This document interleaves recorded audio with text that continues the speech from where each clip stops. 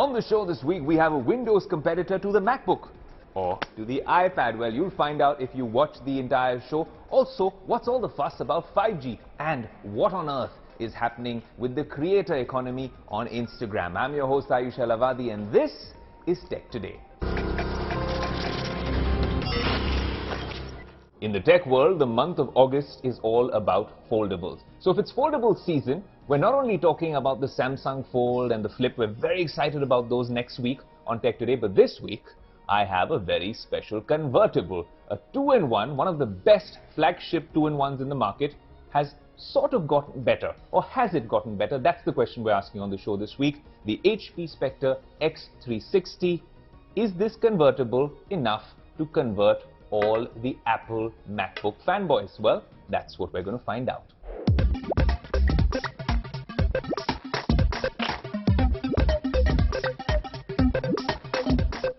Now, as a daily driver, I use an iPad Air with a Magic Keyboard. You can say that that is not the most efficient, productive setup, but it works for me. And I do this show from that particular device as well. But I think that's mobile, it's compact, and you can travel with it. For a lot of people, this is a very fascinating form factor. A convertible 2-in-1 laptop, you can place it in 4 different ways, this being one obviously. If you're writing, then you can always go pull flat, and it comes with this pen. You can do all sorts of drawing and jotting notes. Then when you want to go into laptop phase is when you turn it around like this and it becomes an ordinary laptop as well. You have other permutations and combinations, but you get the drift. What really does strike out is the design and the fact that they've gone with this nocturne blue color. There's another fascinating copper-like color which I also like with it, but this nocturne blue color looks really good. It's strikingly very premium. Even the logo placement is kind of cool. It's not a traditional HP logo. It's very different from their baseline of notebooks. But then you have these vents at the bottom, these very cool sharp edges. They make it look a lot like the MacBook Air M2, but then that's only on this side. Very asymmetric because then it gets rounded over here. It feels sort of light. It might be a kilo or so in terms of weight. When you place it out here, there are a few things about this laptop that we've liked. If you call them minor features and software tweaks, look, we're all for good tech here on Tech Today, and there's one elephant in the room which we have to address right at the end of this review, which is, well, sort of a bummer when we're talking about the new Spectre 360. You type in the password and you're here already. It has Face ID and of course it has Touch ID as well. When I say that, I mean it has biometric authentication. But then there are a few features about this laptop that make it very interesting, and a lot of that action is happening here at the top with the camera. The camera becomes a big selling point with this laptop and a lot of other laptops in this price category, even the MacBook. Apple has tried to improve that front-facing camera. I think a lot of this has happened since 2020, when a lot of us have been working from home, working from anywhere, taking Zoom calls, FaceTime calls. Well, that's when this camera scores really high because of some of the software features. The first feature that strikes me is this button, which is a camera blocker, which is a small software hack. It gives you a grill out here, and that completely blocks out your camera with one button here in the function bar. That's really cool. Maybe the others can also take a cue, especially when we're getting so concerned about privacy and security nowadays, as we rightly should. This is a very cool feature. Turn the camera back on, and the minute the camera is on, it obviously has face tracking. It has a lot of AI tools which make it kind of interesting. But then you have HP's enhanced lighting. The minute you launch this app, the entire interface changes. As you can see, I will have a ring light installed on the screen and there's no extra hardware needed. Again, hats off to the guys at HP. They are working on software. What can you do with this light? You can change the field of view. You can change the color that it emits, which I think is kind of cool. And then the intensity can be reduced. The intensity can be increased. I think it's a very cool feature. When a lot of us have purchased ring lights at home, you don't need unnecessary extra hardware. The last time we used a Nothing Phone 1 as a ring light, this time we have it embedded in the screen. That is fascinating, but that's not all. There are other small features with the camera when it comes to noise reduction, autofocus, auto tracking, which make this quite a good 1080p front camera. Now, one thing I really like about this is something that Apple hasn't managed to do yet. Apple has a fantastic iPad in its ecosystem, and then it has a fantastic MacBook. The thing is, a MacBook has no touch screen, and an iPad doesn't always work like a laptop for a lot of you. That's where these convertible laptops come in, because they come in with advanced specs. For instance, this has a 12th generation Intel Core i7-1255U. It comes in 8, 16 or 32 gigs of RAM options, 512 GB, 1 terabyte or 2 terabytes SSD, and the display gets bright enough when you want it to. The cool part is that this is still a touchscreen. A lot like the Surface laptops that we've had on the show in the past, the touchscreen is there for all of us to use and all of us to see. When you do use the touchscreen, it feels a little weird on Windows 11, which comes with this laptop, because Windows 11, while they did want to make it entirely touchscreen friendly, is still the Windows of yesteryear. It's kind of cool with the layout, but it's not as intuitive as maybe using an iPad or an Android tablet. Now, of course, this is a 13.5-inch display. It gets kind of bright at 500 nits of brightness. And when things aren't working out for you, given that this is a convertible, you can use this as a touchscreen tablet. Now, when you're using the touch, you will obviously want to use this pen, which can be magnetically charged. You can clamp it on a lot like an iPad to the corner. It's all right. It's nothing like an Apple Pencil, but I think it gets the job done. If you're an illustrator or someone who's doing this professionally, maybe you'd want a slightly more professional sort of a setup. But if you're taking notes and doing just fun drawings on it, I think. Well, now let's address the elephant in the room, which is the price. This is a premium laptop by any degree, but premium does not come for cheap. If you want to use this as a tablet, you want to use this as a laptop, you want this 13.5-inch vibrant display, it comes at a price that starts at 1,29,000 rupees. Now that is a lot of money for a laptop, and it becomes a lot more money when you're comparing it to the ultimate OG in this space, if you're okay with that software, which is the MacBook Air M2. Something we had on the show a couple of weeks ago, first on Tech Today, and we told you what it is capable of. That is a monster of a device, and it's nearly 1,20,000 rupees. There's a lot of schemes in the market which would make that a lot more affordable. Even the MacBook Air M1 is in a league of its own when it comes to processing and computing power. This, with the 12th gen Intel chipset, does a fairly decent job if you're using it for basic things, but you're going to spend a lot of money, and at 1,20,000, 1,30,000, anything above 1,20,000 rupees, you would want an absolute monster. Well, let me sum it up for you. If you're on the market for a laptop and a tablet, or a two-in-one, and you're okay with Windows, then this is one of the top premium offerings. A lot like the top-end Microsoft Surface laptops. But if this is not your thing and you want to spend anything upwards of 1,20,000, remember, you are getting into the MacBook Air M2 range, and that is an absolute beast of a machine. The choice is all yours. If you've been tuned into the news of late and you've heard all the updates about 5G, the Spectrum auction, the winners, the bidders, sub-6 GHz, low to mid bands, all these frequencies can really confuse you when it comes to all that lingo. We at Tech Today want to break it all down for you. Over to you, Nabila. That's right, Ayush. In fact, I've been doing some research here, and since there's so much being said about what 5G can really do, I thought it's important here to explain the tech perspective on this show. 700 megahertz, 1800 megahertz, 26 gigahertz. What are all these numbers, you may ask? Well, they're all different 5G frequencies which were up for auction right here in India. The 5G frequency bands up for auction were 600 megahertz, 700 megahertz, 800 megahertz, 900 megahertz, 1800 megahertz, 2100 megahertz, 2300 megahertz, 3300 megahertz, 3500 megahertz, and 26 gigahertz. An easier way to understand this here is higher the frequency, the more the speed. So the types of 5G are broadly divided into two categories, sub-6 gigahertz and MM wave. The sub-6 gigahertz band is further divided into low band and mid band. This low band operates very similar to 4G and in practice would give you a slightly better experience than your existing 4G connection. It's about to get interesting here with the much sought after mid band, so do stay tuned. This is a band where you can get speeds of up to 900 Mbps for a few blocks and works both indoors and outdoors.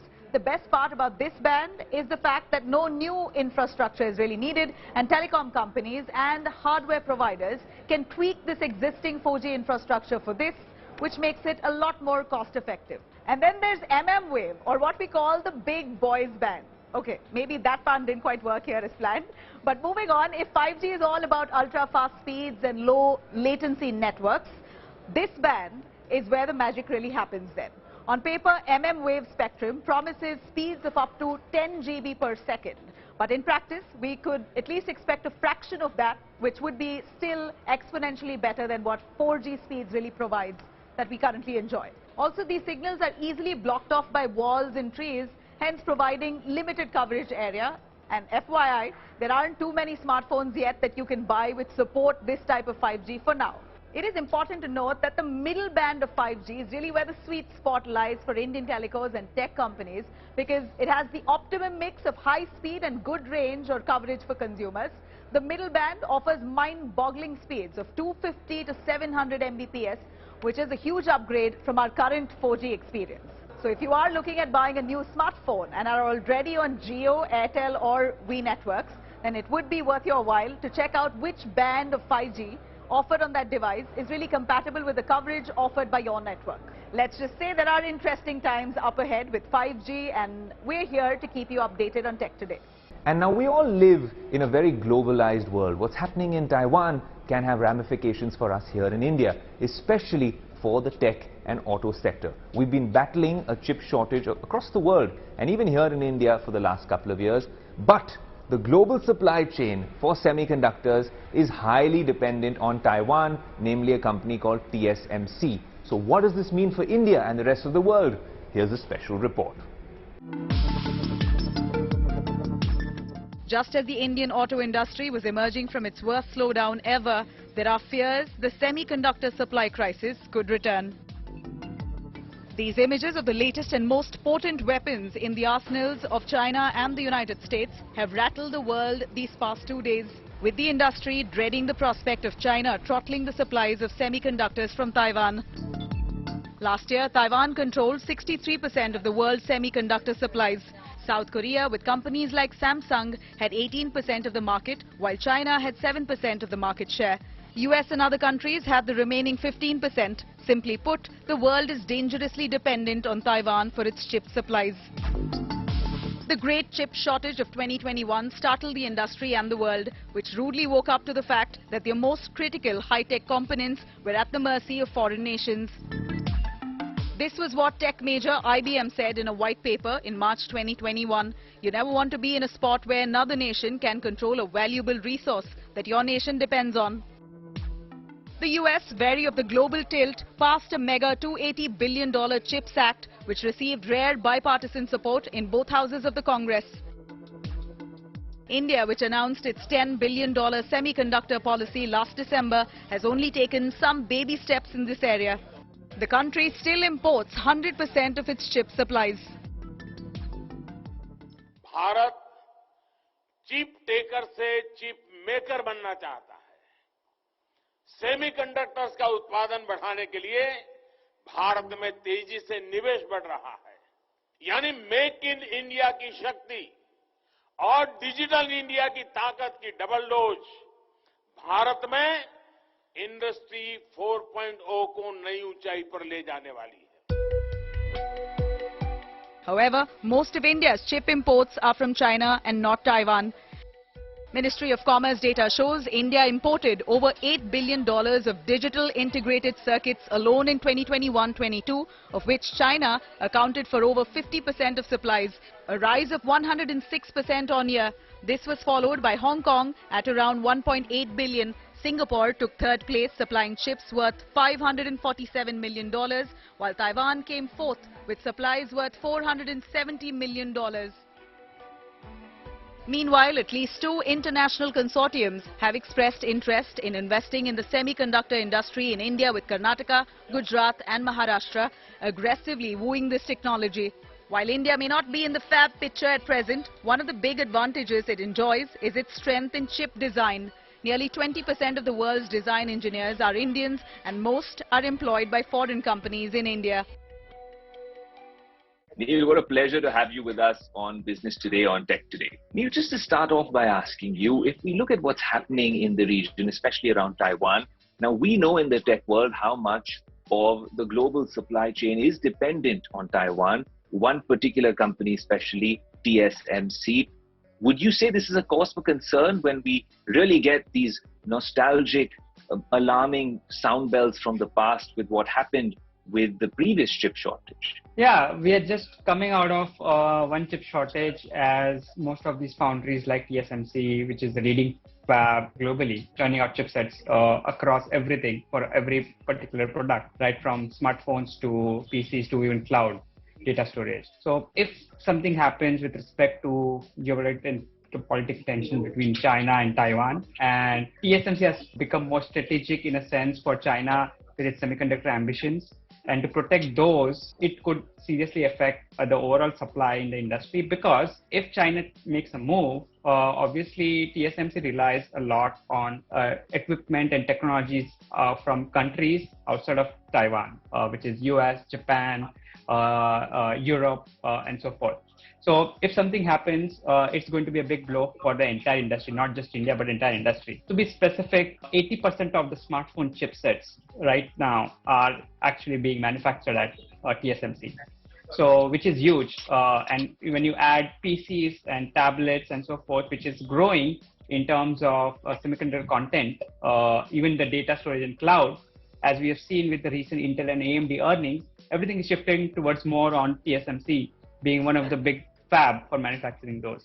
So India is reliant on semiconductors from chipset perspective. Almost $27 to $30 billion of semiconductors will be imported this year in India, and bulk of it, which are the high value items, are churning out from TSMC. It's 2022 and everyone wants to be a creator. More importantly, everyone wants to know how to make a reel. Now I'm trying to figure out how to become a Reels creator, and Shivan is going to tell us what's happening in the world of Instagram. There was a major backlash which happened recently. Instagram was trying to roll out certain features which were very much like TikTok, and people really had a major problem with that, because of which right from the testing stage only Instagram had to take those features back. They had to roll back those features. One of them being the kind of recommendations you get on your Instagram feed. Basically, when you're scrolling on Instagram, you are not just seeing content from people that you follow, you're seeing content from random people who you probably are not interested in anymore. I want to ask Manu, what do you feel about it? Have you faced this kind of an issue? I recently noticed it, like in the past few weeks, I think 2 weeks, so I'm noticing that if I used to get any content on my feed, it used to be like, if I'm added on your Instagram, so if Shivan has liked it or Harjas has liked it. Right. But now I'm getting, nobody in my feed is liking it, and the page hai, nobody is following that page, dur se koi, no connection. But are you getting like TikTok feels when you see the kind of content that you're seeing on Instagram, or the way Instagram is, the direction in which it is going? See Reels as Reels only. I used to think earlier that this is like TikTok, but now it has blended in so much into our system that it's just Reels. Right. We call every short content Reels, even anything which is of this vertical format, and since TikTok is not in India, so for us everything is Reels. This takes me to the next question I want to ask both of them. That recently on Instagram, if you have an account, you can very easily find this also, that first you had one tab for Reels and another tab for your videos. Now you will only see one tab for your Reels. All your videos and Reels have got combined onto that. As people who use Instagram actively, regularly, who make content on it, I want to find out, is this a welcome move, or do you feel it's just cluttering things unnecessarily? What do you feel, Arjun? I think it simplifies things, because earlier you'd think that, okay, do I want to put a video post or do I want to put a reel? Even though I know that with reel I may get better engagement, I may get a better reach, but it's just that Instagram's algorithm is such, you want to also post a picture once in a while. You also want to post a video post once in a while as a creator. So that your profile is well managed, the algorithm is happy, right? But now I think that takes it away. You don't have to worry about posting it as a video. Yeah, it helps. It's just simple. It's simpler. And the fact that we call Reels TikTok, it's just a video. You put it as a reel, you put it as a video post. If the content has matter, if it has actual potential, it would work. So it's the content which really matters. What do you feel, man? I think YouTube Shorts, it's becoming active, very active. People used to go to YouTube. YouTube was just long content. If you want to watch short content, go on Instagram. If you want to watch long content, go on YouTube. And even YouTube is promoting YouTube Shorts via Instagram. So while Instagram is still facing a backlash on the new features that they were trying to roll out, some of them it's good that they've rolled them back. But some features that they've added, it's okay. It's okay if Instagram is becoming more video based. or photographs dekhne, you can go to Facebook. so I think that's the common sentiment here. And overall, I think this is the direction Instagram is going to take. We will be seeing more and more short content on all social media platforms in times to come. Well, as always, it's been an action-packed episode of Tech Today. If you've liked the episode or haven't liked something about this episode, do write into us. I'm your host, Ayush Alavadi, saying adios.